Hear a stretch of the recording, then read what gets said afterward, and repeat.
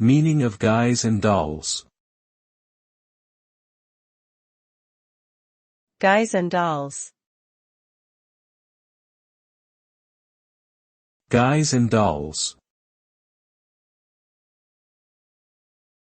Guys and dolls. Guys and dolls.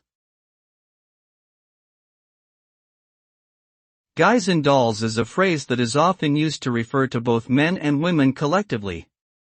It originated from the title of a popular musical from the 1950s that centered around the lives of gamblers and showgirls in New York City. The term signifies a playful and lighthearted way of referring to groups of people of both genders, typically in a social or casual setting. It has since become a common phrase in English vernacular and is often used to refer to groups of friends or acquaintances.